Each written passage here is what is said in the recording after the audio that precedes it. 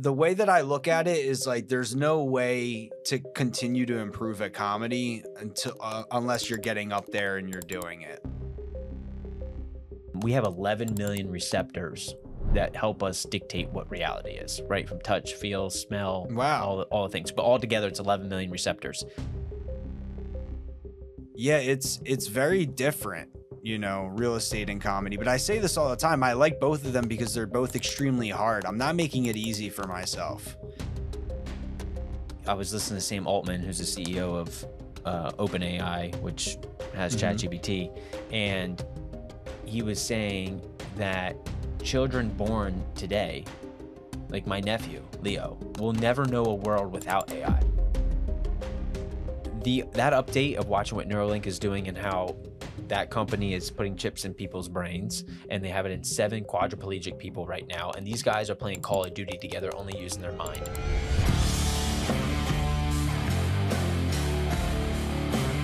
Hello, you beautiful people. Welcome back to Talkin St. Pete. I am your host, Ryan Bogden. This is a podcast where we talk to movers and shakers, business owners, comedians, artists, and all the fun things of those that are shaping the wonderful St. Petersburg. Before we dive into today's amazing guests, I want to let you know that this podcast is sponsored by Bogden Homes here at Keller Williams St. Pete. So if you are thinking of moving to the area, or you're already here and you want to buy a home, or you just need some guidance on is this the right move for you, find our contact information in the description below. And now, I'm honored, privileged, and welcome back to the show, his second debut, Jared Dykas, a local comedian and legend here in the St. Pete area. Jared, welcome to the show, brother, and Thank a good you, friend, man. dude. Thank you, I'm just brother. fired up Thank you. to have you here once again. I'm fired up to be here again, brother. I'm a little concerned why there's not whiskey like the first episode. Oh, did we have whiskey? Yeah, we had whiskey. I need whiskey right now at not 11 o'clock. Maybe because No, it's I'm not kidding. lunchtime yet, No. but I do have my shoes off, I'm dude. kidding. I have my shoes off. I'm hanging out today. Yeah, man, you just touched me with your feet. I'm feeling good, man. I'm feeling good. Yeah. Well, yeah, but dude, so let's one, I love podcasting with you because you're good at banter and we have a good time. We have good banter. And two, from when you were on the show, however many episodes ago to now, one, we've grown the show. We're almost at 90 episodes. Yeah, wow. So that's crazy. 90. Yeah, we're damn close. We're damn Whoa. close. And dude, you have popped off and grown substantially as a comedian. Not as a human, but as a comedian, yes, I have. Okay. Which is, well, I think comedians have some of the highest intelligence in the world, dude. So I'm calling you smart. Thank you, brother. That means a lot. Yeah, That you means got to a be lot. quick. To think on your feet, quick on stage, and get up there. And dude, your flow, like you're killing it. We just celebrated your birthday. Yep. Mood Swings 3.5. Yep. Out at the Comedy Club in St. Pete Beach. Yes, man. Why Mood Swings? How 3.5? And dude, just walk us through like what's been going on in your world since the last time you were here. So last time I was here, I think I even have a clip of me being like, is joke writing important? You know what I mean? Like I was so early on in the comedic journey. And I was really just doing open mics at that point, you know, but it was so funny because you invited me on as like a comedian. And, you know, I would say that, yes, I'm a comedian, but I'm very still early in the process, only doing it like a year and a half, 2 years. You know, this journey, it's been quite exhilarating, man. It's a lot of self-awareness that gets thrown at your way. I've been going up like 5, 6, sometimes, you know, every day. A week. Yeah, a week. Yeah. So I've been going up a lot. And, yeah, it was cool feedback from Mood Swings because a lot of people were like, oh, dude, your stage presence, and I can tell you got better. Do you feel like you've gotten better? Yeah. I mean, if I got worse, then that would be concerning, right? But in your head, there's like always that thing of like needing to sharpen the axe more. Absolutely. Absolutely. So you're feeling that? I'm feeling that a lot. The way that I look at it is like there's no way to continue to improve at comedy until unless you're getting up there and you're doing it. Like I could write all the jokes that I want. I could go out and experience life, but comedy is that one thing where it's like you have to go up there and get the stage time. Like that's what's needed. you know? Yeah, for sure. So what do you think? What you think that's been your biggest contributor to your growth so far? Stage time, 100%. Like that's the biggest thing I think that accelerates growth with any comedian is just stage time and presence on stage. But Mood Swings was crazy, man. Like when I thought of the idea to do Mood Swings, it was like after our first episode. And I'm really grateful for that. Like I'm grateful that, you know, Kenny Garcia allows me to throw these shows at the club. But the whole reason, you packed the house. Yeah, it was good. It was a good show, man. Yeah. It was Why really, 3.5? Why the 0.5? Yeah, the 0.5. Let me address this. It's because I tried to do Mood Swings 3. But at the time I had like 4 real estate deals under contract at once. I'm also a real estate agent, but not with Bogden Homes. So please use Bogden Homes. Yeah, I tried to do it and I had a mood swing. I was like, bro, I'm so focused on real estate right now that I can't do the show. So 3.5 was like, you know, homage to the Mood Swings 3 that never happened. Got it. Yeah, it wasn't a half of a show. It was a full show. Yeah. But No, that's fair. I got a stupid call coming in right now. It's all good, man. Hit him with the call you right back. And if it's someone calling that needs something, we'll get right to you. Yeah, we'll get right to you. Okay, so stage time 3.5 because 3 didn't happen. That's got to be tough. Like I just from all the things I got going on, of dealing with like in different focus modes, right? Yeah. You know, because like real estate's a little more serious, right? Definitely like, serious. You're not being your comedic self. No. When you're dealing with that, but then you're like, what a 180. Yeah, it is. Like, because you're suit and tie most of the time I see you. Yep. And now you got the purple kicks on. I got the purple kicks on. I got the purple plaid. This was a picnic table actually before, and then I found it somewhere. But no, yeah, it's very different, you know, real estate and comedy. But I say this all the time. I like both of them because they're both extremely hard. I'm not making it easy for myself. I'm not making it easy for myself at all. They both take a lot of attention and time and discipline. But going up there and telling, you know, funny stories about myself or whatever, that's like refreshing to me. That's like my my energy. You know, I like to pull from that, you know. And it fills your cup. It fills my cup. My cup is overfloweth. And you know, when I go and I continuously experience life and then I'm able to go and, I don't know, kind of digest what just happened to me, but on stage, it's, you know, I was talking about this with someone. People tend to think that like comedy is like therapy, but it's not really therapy. It's therapeutic in the sense of like, I get to think about my life and different aspects of life and then turn it into jokes. But when I first got into comedy, I really looked at it as like just going up there and trauma dumping a little bit, like on open mics, and you know, just kind of figuring out what works, what doesn't work, what's funny, what's not funny. You know, it's just a little bit of a different experience. I'm still going through it right now. Like, I don't think I'm an expert by any means at the comedic hustle or journey. I'm just committed to getting a lot better at it, you know, and I think it's probably the toughest form of public speaking. And that's what kind of interested me originally about it, is I had this whole history of public speaking for different pyramid schemes and different, I'm kidding, MLM companies, and, you know, different business organizations and whatnot. So I wanted to take that to another level, you know, and get really good at comedy. Yeah, no, it's noticeable, and hats off to you for doing it. And I see where you're going. I just said this morning that I have a really good way of like seeing the future. Mm-hmm. Not like I'm predicting the future, but like I can see when there's talent in front of me and your drive, and so I see where you're going 8 years from now. Thank you, brother. Yeah, so that's why I'm your biggest fan, dude. You have been my biggest fan since day one. Yeah. Like, since day one, you've always packed the house. You always brought a bunch of people to my shows. I don't know how you're getting them there. I don't know how you're getting. Easy. Yeah, it's easy.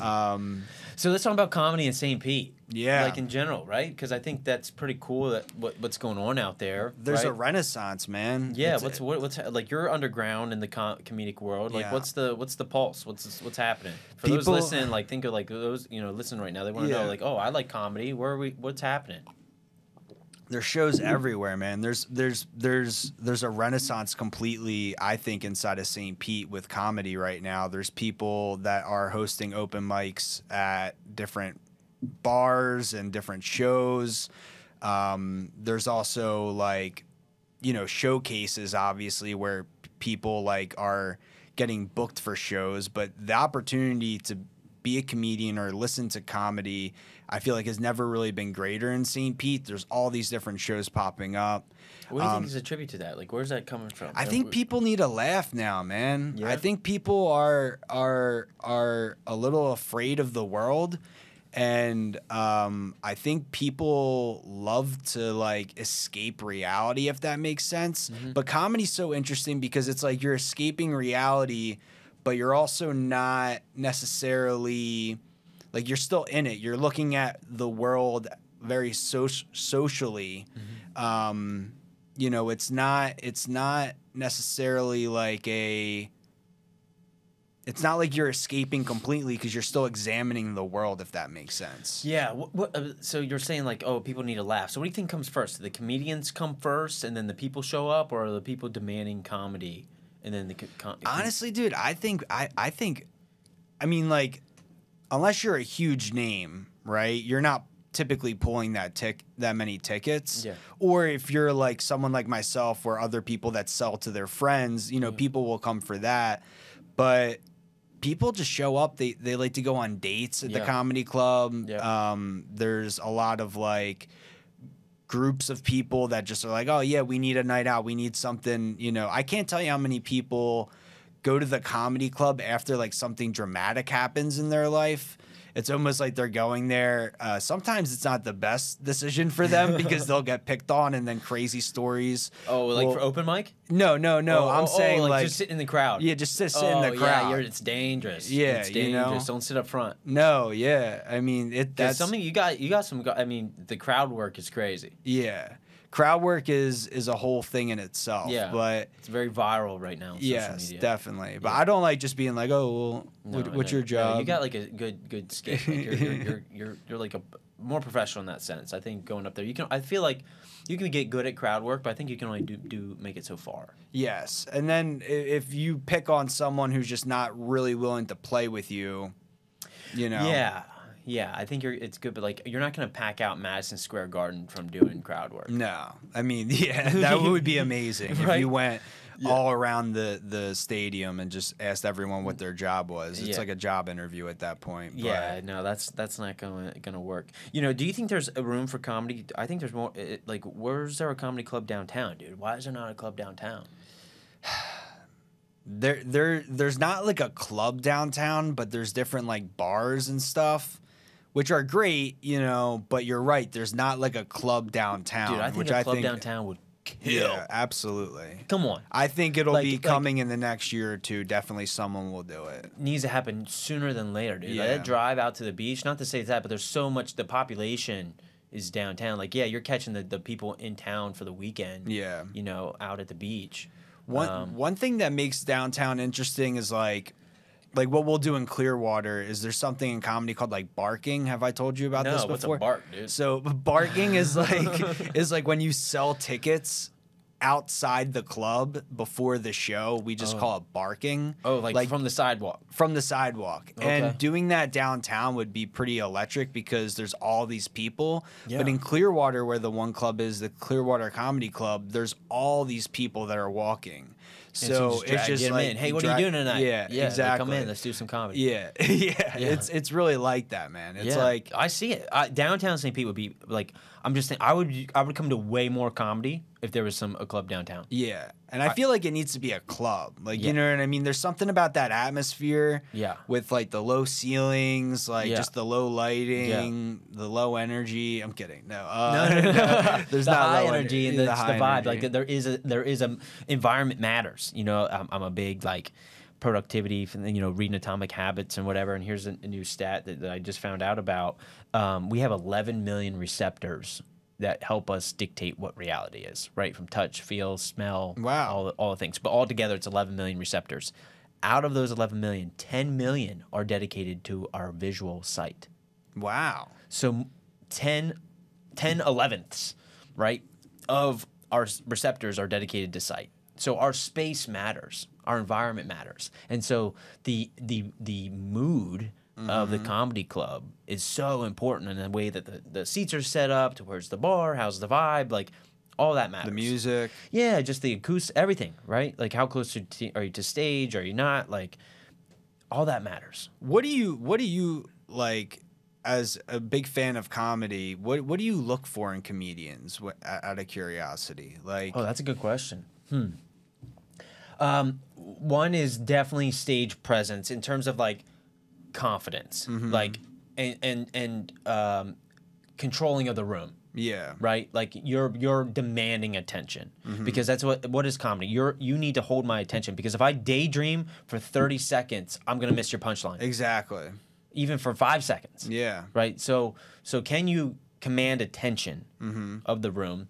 And what's your setup like? Like I want you to flow through a story and tell me something and make it feel like it was almost the first time you're telling it. Yeah. Right. But the timing is good. Yeah. And there's some callback. Like you're building something up, and then later you come back to that thing. Like you set up something. Like the real good comedians tee you up for something in the beginning, and nothing comes of it yet until later. Yeah. And you're like, oh shit, that was good, man. Yeah, the callbacks. You know? Yeah, the callbacks are really good, and just sometimes like off the wall stuff that's like funny. Like I think I'm a big fan of Theo Von. Yeah. Dude, because he's just so outlandish. But what he says, even though it's outlandish, it makes sense. You're like, oh dang. Yeah. You know, I never thought of it that way, but it does make sense. And He's it's so fun. himself. I think that's another thing that I like. Yeah, authenticity is huge. Like you can feel when it's not. Like the comedians are just trying to be like obnoxious because it's like you really don't have anything. Yeah. You're using that weird voice as a front or this thing, you know, like the guy, sorry to call him out. But, No, dude, I know. I'm getting text messages about it so much. I don't want to call him by name, but the gentleman, like, just making, like, sex noises into the microphone, like, it's just kind of amateur. Yeah. You know what I mean? You're not Definitely. You know, like, I look at you, and I'm like, oh, Jared has the potential to go the distance. Because you're working on the craft, right? You're not just trying to be like a one-hit wonder. No. Right? Like you got like one trick. Yep. You know, you're a multiple trick show. I'm a multiple trick pony, man. Yeah. That's what I am. Yeah. So I don't know. Did that answer your question? That did. I liked asking that question because before in the past you would say things like, yeah, I want like a comedian to like take me on a journey. Yeah. And I always think about that. No, like, it's true. It's true. You know? That's a really good. Yeah, take me on the. Like I'm buckling in. Yeah. I'm on this ride. Like let's go. Right, and I don't want to be 100% there the whole time. And because sometimes it doesn't even matter if you get a belly laugh is good, but if I'm just like, dang, that was flawless. Yeah. You know that's important. Yeah, so I think when a club comes downtown, dude, that could be your moment to really pop off. Yeah. Just because I think the attendance will be out. Like it's getting good attendance out of the beach, but I think it can more consistent. Dude, I'll tell you what though. Should we open a club? Yeah, we should open a club right here. Yeah. Right in this room. I think right in this room would be good. We could probably fit like 4 people. Yeah, huge audience. As long as there's like one girl, I'll be happy, honestly. I'm kidding. Okay, so tell me, like you said last time, I was like, do you write? And you're like, huh, what is that, dude? Have you been writing? Yeah. I've been writing a lot. Take me through your I'm always like, anytime I'm interviewing, you know, a business owner, I want to know their creative process. What's your creative process? The times that I write the best is when I wake up early in the morning and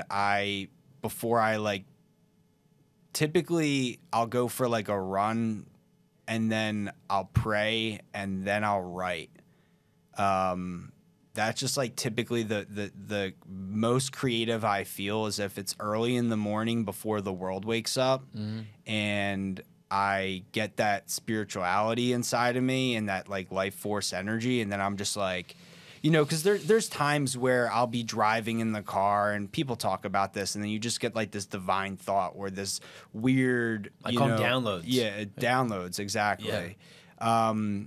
But then, you know, I think something special happens when you purposely think of a premise and you're like, hey, I'm gonna make this funny. And there's like questions that I'll ask myself, like inside of the premise, like, why is this interesting? How could someone perceive this? And there's like different ways for me to think about things throughout the joke. But also I want to just say I've only been doing this for like 2 years, which seems like a long time, but in comedy land, you know, I'm an infant. You know, I've even gone to kindergarten yet.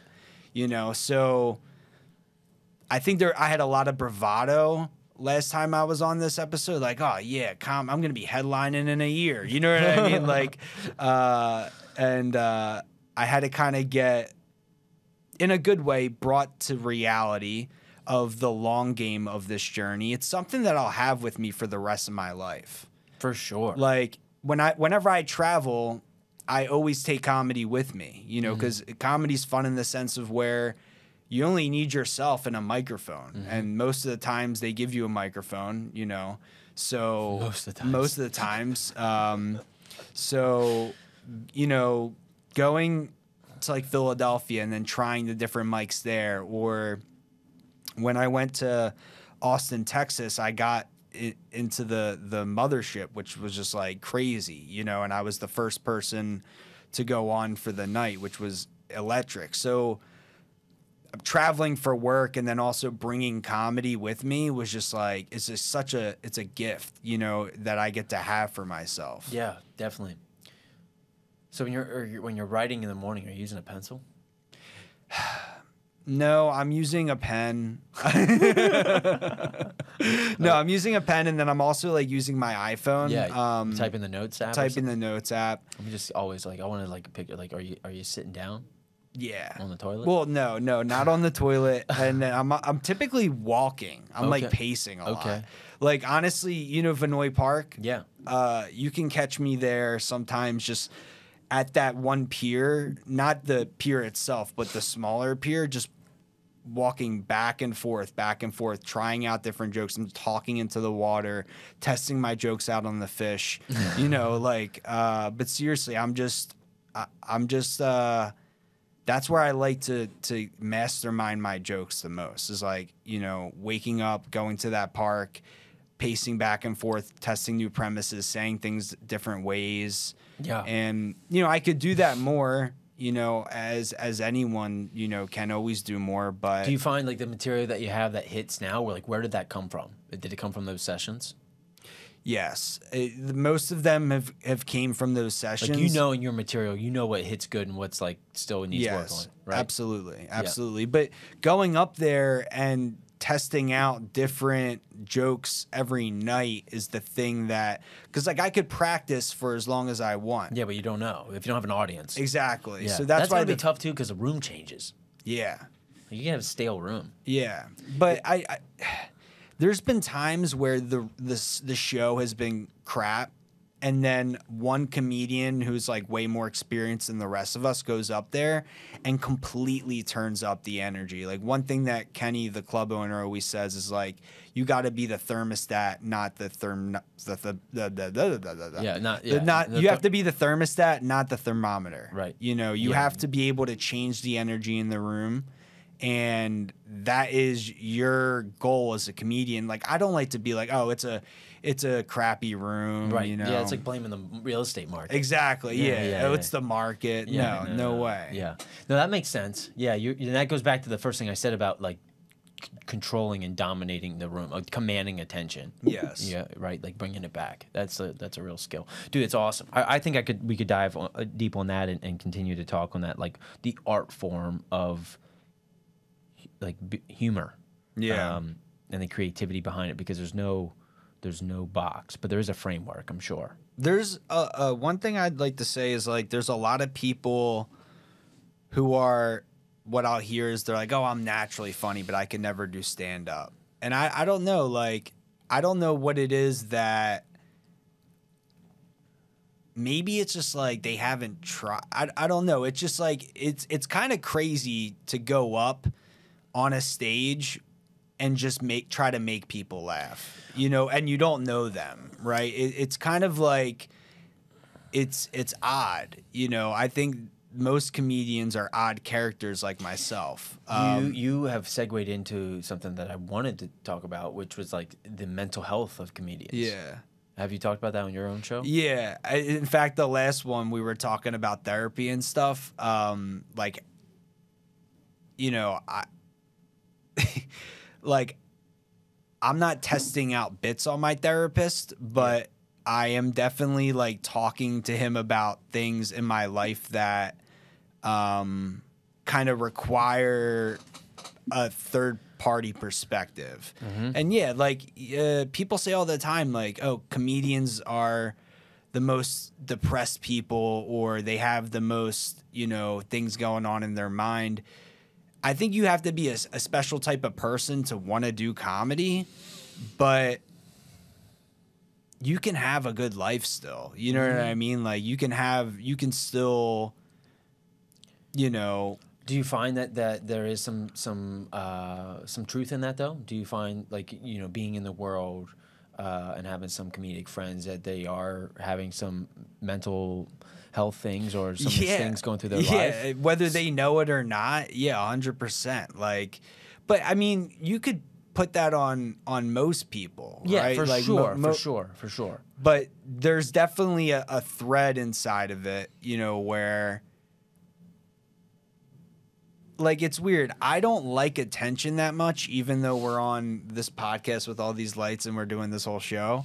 But there's people that will say they get into comedy for the attention of it, you know, like wanting to be the center of the room. And sometimes that actually makes me feel uncomfortable. That you're the center of the yeah, day? like when I was getting sung Happy Birthday or whatever. Yeah, that's awkward no matter where you're at. Yeah, no matter where you're at, that's extra awkward being on stage. You're like trying to get into your bit and we like interrupt you with the Happy Birthday. And then I felt like a narcissist with all my podcast episodes on the TV. I didn't choose that, but no, yeah, it's Yeah, I was just curious, like, if your friend, like, if you guys talk about that, you know, because there, you know, there is something. You are a special person to get on stage and to share. You know, sometimes like you're sharing real life stuff, like, and adding a comedic twist to it, but it's like real stuff that happens.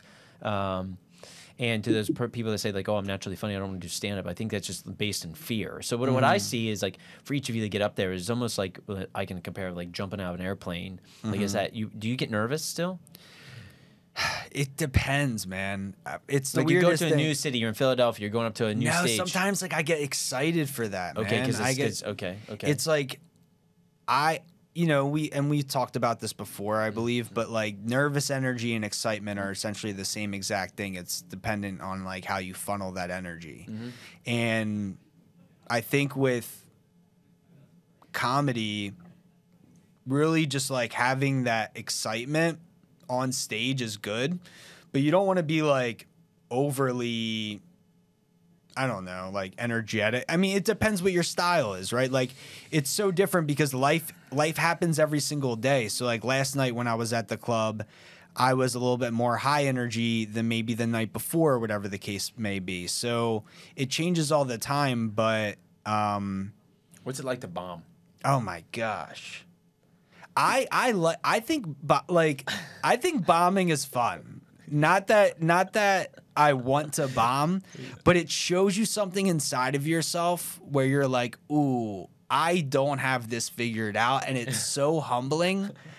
And you're still up there and you're looking at the clock and you're like, I got 3 more minutes. How many dick jokes can I tell in 3 minutes? I don't. Okay, I used all of them. I have to now. Oh, what do you do for work? Like, it's like, you know, you're just, you're sweating up there, man. Yeah. You're looking at the clock. You're afraid, but I don't know, man. I like to just stay in the pocket with it. And just like, if I'm bombing and the crowd doesn't like me for whatever reason, then I just like to have fun with it. Because at that point, it's like, what do I have to lose? Yeah, nothing. You know? Yeah. That's probably like a whole different, like, ugh, I'm like kind of getting chills thinking about it. Yeah. You know, like it's depending on how big the audience is in the room. Like you're like, oh. I don't know about you because like if I get nervous or something, like my IQ can drop. Mm-hmm. You ever feel that? Wow. Bro, you're so introspective. You are. You are. You are. Yeah, you've never felt that? No, I've felt that, but I never like realized that. Yeah, I had a mentor in my last industry that like say that. He's like, you know, because really smart guy, and he's like, I can feel when I get nervous, like my IQ drops. And what do you think that is? Like being primal then?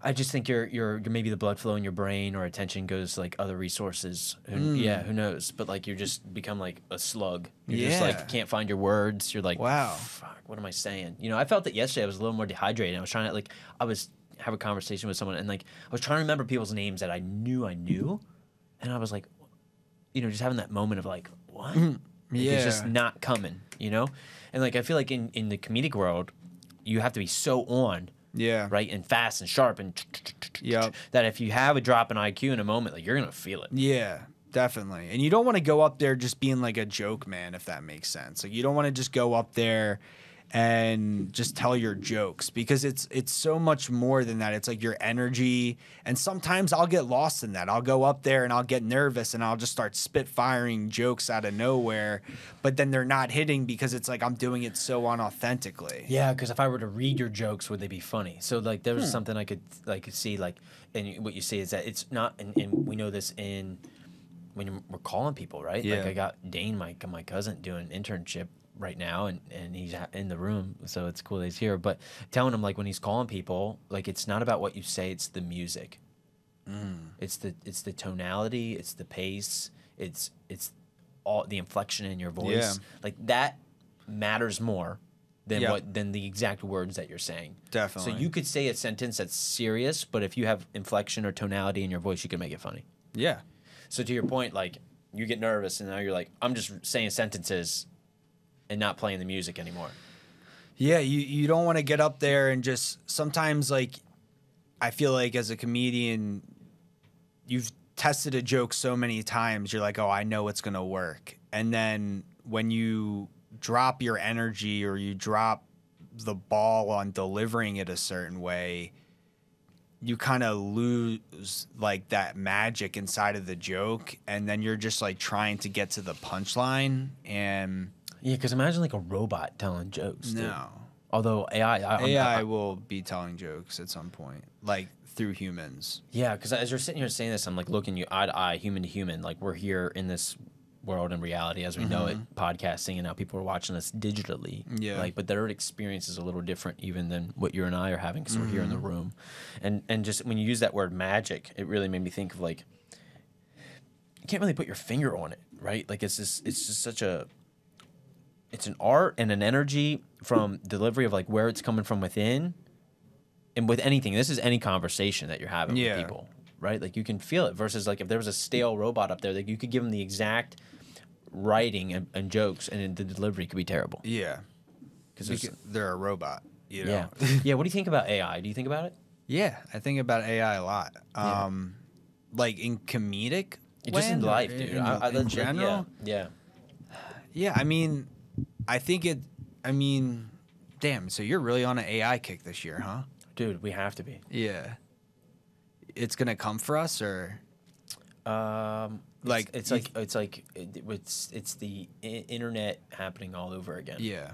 So imagine like now let's just go back in time, have fun. Yeah. Like it's 1999. Uh-huh. AOL just came out, and we're like, dude, you see that thing, the internet? Yeah. Like, are you on it? Yeah. Do you have an email? You know, it's like that. Yeah. But like times 1,000. Yeah, and I feel like everyone has ChatGPT now. Dude, I was listening to this podcast the other day, and the guy kept referring to it as my AI. Because the AI becomes, the more you use it, it becomes so personalized to you. Totally. Like it is, we all have our own assistants now. Yeah. I knew it was getting big when my mom said ChatGPT the other day. I was like, what? Like, how do my parents know? I mean, everyone I guess knows about AI at this point. Yeah, it's just how But they're using it. So what do you think? Like how? Well, like what you say? You think about it all the time. What do you think about? I think about like how the world might be like 5 years from now with AI. Like I just don't know though what it looks like. You know, like I was talking about this with a friend. I think that entertainment and the things that AI can't do per se, not that AI can't do entertainment, but the human and like the personal brand and that touch is going to continue to be so important as AI continues to take out all these roles and responsibilities, like automating, you know, everyday life things to creative processes. The talent per se is going to just be that much more important, you know, because it's really going to take out a lot of different processes, I think. And to think 5 years out, it's going to be really hard because it's happening so fast. And I've had some people on the show that are building out and using AI for different software companies and things like that. And I still think that's like very early infant age of where it's going. But man, it's just there's no way we can get through a day-to-day soon. Just like now, imagine if tomorrow the internet was turned off. Yeah. I was listening to Sam Altman, who's the CEO of OpenAI, which has ChatGPT, and he was saying that children born today, like my nephew, Leo, will never know a world without AI. Just as we don't know a world without electricity. Yeah. Right? How will a baby first experience AI, you think? I don't know. Like, what would be the first thing that a child experiences with AI? The minute they get to use it, right? Yeah. I mean, the minute they're input some type of electronic device in their hands. It just has me thinking of like, even like as us as a city, how are we developing? How's our school system developing? How's our jobs developing? It definitely changed. You think about like, dude, offices used to be filled with filing cabinets. Oh, yeah. Right? We don't have filing cabinets no more. No. There's no papers like that. You don't have like these, like you pull out that filing cabinet, that thing would be like 3 feet long. Yeah. Dude, right? And you'd be like, where is that thing? Do you think AI will have hardware? Oh, yeah. Every piece of technology will have AI in it. Just as like everything now, you can connect like my girlfriend just got this new stove thing to like cook meals, and like it hooks up to the internet. It's it's like a toaster oven. It has AI or no? Well, it has internet, right? Like everything we have now has internet. You screw a light bulb in, it's got Bluetooth connected to your Amazon thing. Like, you know, everything is connected. Wow. So there would be like a level of intelligence of, I think everything you do all day will be analyzed. Like I'm wearing this pendant right now that's recording our conversation. Wow. And I can go back and like sit, and it will tell me. Do you just go around life like that? During the business day. Oh, okay. Yeah. Wow. What do you have to do that for legal reasons or? No, I should probably tell more people that I have it on. Yeah, that's like a. But the thing is, I'm never listening back or doing it. What I do is I say, hey, summarize my day, and tell me where I could get better or what are the to-dos that came out of it. And it will say, hey, in this conversation, you could have been more empathetic. Whoa. It's like you actually have like an AI bot on your shoulder now. Yep. That's crazy. A little parrot. Yeah, a little parrot, AI parrot. Wow, man. Yeah. So I don't know where it's going, dude, but I like to talk about it. Yeah. I like to talk about it. Well, you're in it, man. You're in it if you're I want to be more in it, though. I want to be more in it. Like, it's like we don't, like, this is, I think, you know, like, our grandparents, great-grandparents, whatever, they lived through this, like, industrial revolution. We kind of lived through, like, the internet a little bit. I think this is, like, that big. But it's going to happen exceptionally fast. If someone wanted to stop AI, how would they do it? Can't. You can't? It's too late. They're already out. It's too late. Yeah. It's too late. You can't stop it because if you stopped in the United States, China does it. Yeah. Like you can't stop now because it's a rate. Whoever builds the better AI becomes world dominant. And ChatGPT is American, right? Yes, OpenAI. Yeah, OpenAI. but there's other companies in other countries that are we're competing against essentially, like different models, right? And it comes into like how much power do we have to supply these data centers that are powering the AI, right? So like electricity and power is a huge thing. That's why the government's talking about nuclear and all this stuff, right? Because we need to generate more power to power these massive data centers to control the AI, because now AI is more than just like, hey, write this email for me. Like that's not even elementary. That's like you said, you're an infant stage in using it. It's more like, are you using it as a consultant to help you make better decisions? Yeah. So now imagine you're a world government. You feed it all these different scenarios that are going on. You say, consult me on what the possible outcomes are and which direction we should go and what resources we should invest in and how do we do or take this or do this. Like, tons of stuff. They should have like an AI Olympics, maybe. Like, you know what I mean? Like, well, they kind of did this already with benchmark testing. So they have different tests that like try to dictate like how much of a human capability do the AIs have, and they've now all blown all of them out of the water. So like that's kind of like old news now. It's like, yep, we did all that great. So what's the next thing that we could do? And it's gonna be that they take over your computer. You'll be able to just say in your computer, like, book me a trip to Venice and make sure I have a hotel accommodation and car booked, and I arrive at this time. I want to have this type of pillow, and I want these types of dinners booked, and have it all done and calendared in my email. And here's my card information. Make sure all this is scheduled, and don't spend more than this amount of money, and it will happen. Yeah, someone was telling me about that now that, like, ChatGPT has essentially like a operator. Different setting where they'll actually do the task. It won't even like just tell you what to do, but it'll take over your computer. Yeah, exactly. That's what we're going to. Like, so you'll watch, and that's just now of like, I think there's gonna be this weirdness of where now like the interface of a computer is built for us as humans to use it, like a user interface, right? You have a mouse, you go click on a thing, you gotta drag the file over here, you search this. As AI operator becomes more, as they start to build operating systems like your Mac OS or your Windows to be more integrated with AI, you won't even see what's happening, but it will be in the back end doing all that stuff way more efficient. Because right now they have to train the AI how to visually go find this stuff on the screen to click and make it happen, because that's how we built it for our brains. Yeah. But the AI doesn't need it to be that way. So I think there's a time where we don't interface with the computer in the same way. Because we won't need to visually see what's going on. We'll be able to just use our voice and to things think will just it out loud. And things will just happen. Wow. Yeah, that's the whole thing of this learning language model. So we can use our language, which is more native to us than zeros and ones as a programmer, to make shit happen. Wow. Yeah, man, you're really into this, dude.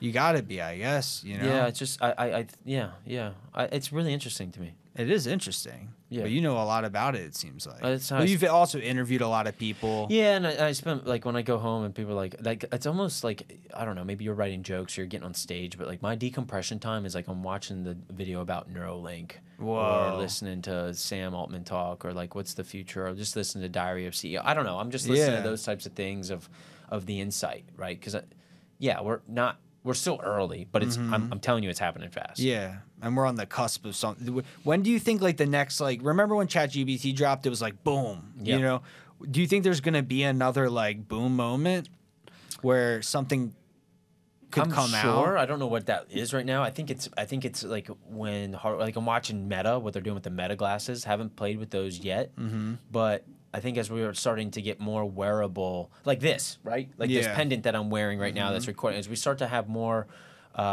wearable AIs that's helping us analyze and better dictate our days, right? Yeah. Like for those who have like goals, like someone doing 75 hard, imagine you had an AI or your glasses or your whatever is like watching everything that you did, and it was like you did it, and it just is helping you check those boxes automatically, and or helping you, hey, you're you're scrolling right now, you need to be going for this run.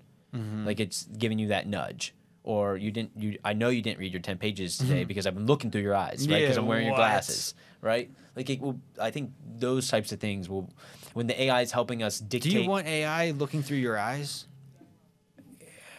Do you want it, or is it going to just happen? Is it going to just happen? Yeah. You think it's just going to happen? Yeah. because What, because dude? you're not gonna be able to compete. Good. I don't want robots in my eyes. Not in your eyes, but imagine like if I'm wearing glasses right now. True. Okay. And not only is the AI, and then I'm just spitballing, but No, yeah. but right, the AI is watching all of your facial expressions through the conversation that we Yeah. have. And when I go back and I ask it, how could I have done better today? And it said you didn't notice that when you said this, it made Jared upset. Wow. Right? Like that's gonna be weird. That's gonna be crazy. Imagine two people on a date with like meta glasses just over examining Is she each actually other. into me? Dude. Yeah. So I mean, yeah. I guess like we're gonna talk less because AI will be talking to us. I don't know. I can share a video with you of the update that just came out from Neuralink. And it's the most prevalent thing on my mind. I've talked about it many, many times. I know Michael has heard it. It's in the room. But that update of watching what Neuralink is doing and how that company is putting chips in people's brains, and they have it in 7 quadriplegic people right now. And these guys are playing Call of Duty together, only using their mind. What? Are they crushing? What's their kill death? I don't know. I don't know, but you can imagine that that's way more complicated than just moving a mouse on a screen. Yeah. Right. What? They're moving multiple joysticks and pushing buttons, only using their mind. So they're only using their neuron connections, and they're programming their brain to say, hey, when you think this, that neuron connection is pushing this and this chip that's in your head that's coming out into this video game. Oh my gosh. As that continues to advance and they tap into our visual cortex and other things, we're going to become a superhuman ability. And people say, well, I'm never going to put a chip in my head. I agree with that now. Until you're later in life, you are diagnosed with some terminal disease, or your legs stopped working, or you were injured, and you're like, you can live this life and suffer, or you can put this thing in your head and you can live a good life again. You're going to put the thing in your head. Yeah. Right? It sounds out of this world, but it makes sense. Yeah. Yeah, it's crazy. We're literally living in the future. Yeah, I was thinking about that the other day when I was like, if you would go back to the 1950s and look at today, they would walk around going, what the is happening? Everyone's walking around on their calculator. Yeah. Like, like they don't even put gas in their car. No. Like they have these food prepackaged and delivered to them, and they scan it in this thing that they just put in the oven, and pink, then their food's done. We are. We're already living in the future. We are. Man. And St. Pete's doing cool shit. Waldorf Astoria just sold had the highest sale in the greater Tampa Bay area with $27 million for the penthouse suite of a building that's not even built yet. Did you know that? No, I didn't know that. I heard that the Waldorf was being built. Where is it being built at? Just on the block. It's like 2 blocks away. Wow. Yeah. It's closer to the water. And someone already bought it. The building's apparently 20% sold out, but Yeah. someone bought the penthouse for yeah. $27 million. Wow. It's the largest sale in Tampa Bay history. Oh my gosh. So you just think about what's happening here in our little St. Pete. Yeah. It's not so little anymore, bro. Yeah. How you doing on time? Keep I'm sorry, brother. Yeah, I have a list. Well, no, a walkthrough. At what time? Like 1. You got to go. Yeah. You got to go, dude. I know. This was fun. This was fun. Yeah. We got to do it again. Yes, we will. We're going to do it again. What's your next goal? Like, what's your next milestone? When should I have you back on? I'm not having you back on until you hit this milestone. I want to be able to start doing like 20-minute spots, but actually good 20 minutes. I can do 20 minutes now, but like I want to have at least 20 minutes of back-to-back good material that just makes sense, and it's all kind of like combust together. When do you think you'll have that by? You're being a coach right now. I think and I need that. The next 6 months, I would say. By November. That's not 6 months, brother. Yeah, I know. That's like I know. 3 months. Yeah, in 3 months I want to have like no, give me until January. January 1? Yeah, January 1. Okay. I want to have a solid 20 minutes. So you'll have a Christmas special with 20 minutes? Yes. A Christmas special. There it is. That's what I'll do. You heard it here, folks. Look out for Jared's Christmas special. Mood Swings Santa Claus edition. Forever. Yeah. Mood Swings forever. Jared, dude, thank you for being here. It's awesome to watch you grow and do all the things, and thanks for helping the comedy scene in St. Pete. You and Kenny are doing awesome things, and the rest of the gang that you all got going on. So keep doing that because we need it. We got to have a good laugh and all the craziness that's going on. So absolutely. Appreciate you, brother. Appreciate you, man. Thank you so much. Yeah, absolutely. Till next time. If you're still here, like, subscribe, share with a friend. Go check out Jared in the Sunshine City Comedy Club out St. Pete Beach and in Clearwater. And go watch those guys. Thanks, everyone. See you on the next one.